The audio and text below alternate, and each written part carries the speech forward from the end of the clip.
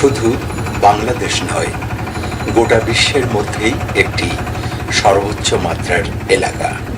কারণ এখানেই স্থাপন হয়েছে বাংলাদেশের একমাত্র পারমাণবিক প্রকল্প।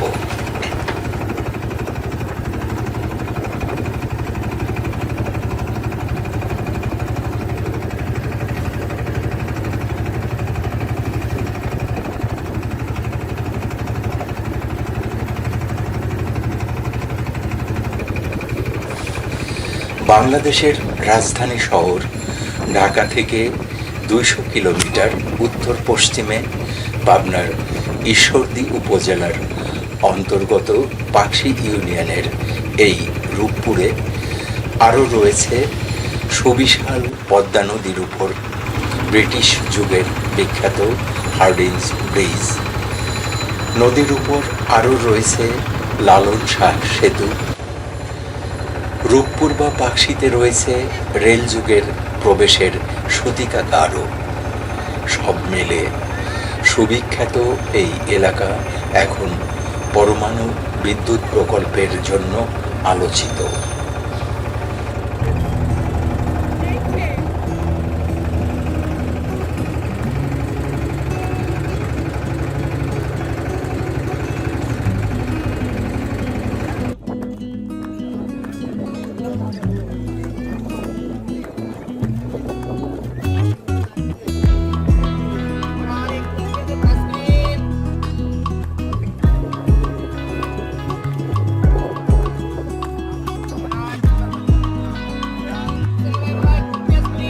তবে দুর্ভাগ্য হলেও সত্য যে এত আলোচিত স্থাপনাকে সঙ্গে রেখে যে পদ্মা নদী বয়ে চলছে তাকে কখনো মূল্যায়ন করা হয়নি।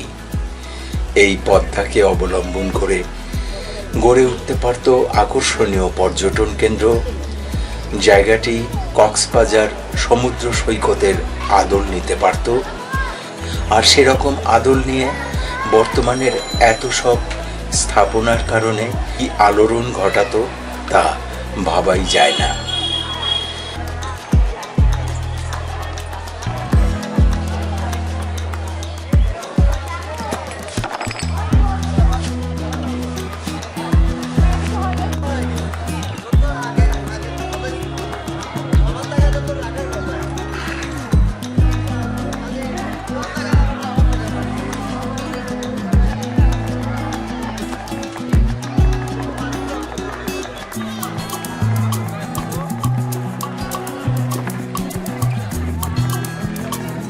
এই পদ্মায় যদিও শুকনো মৌসুমে পানি অনেক কম থাকে, কিন্তু অন্য মৌসুমে থাকে তাক লাগানো অবস্থায়, যা কেবল সমুদ্রের সঙ্গে অনেকটা হলেও তুলনা করা যায়।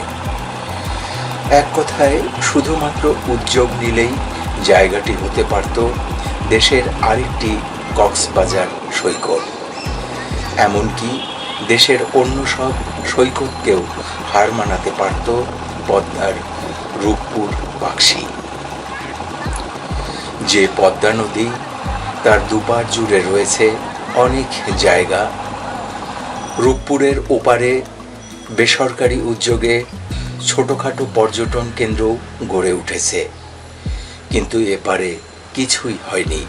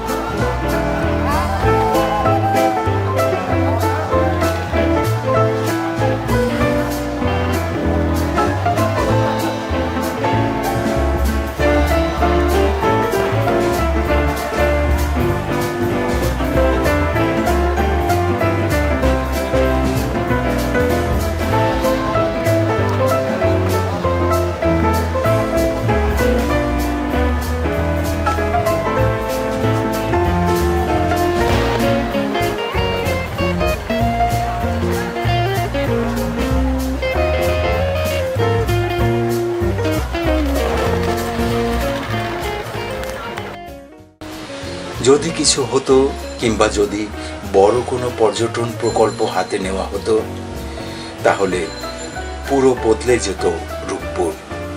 রূপপুরের রূপে ঝলকে উঠত বাংলাদেশের চেহারাও, কারণ এত সব মহাপ্রকল্প তো অন্য কোনো সৈকত বা পর্যটন স্পটে নেই।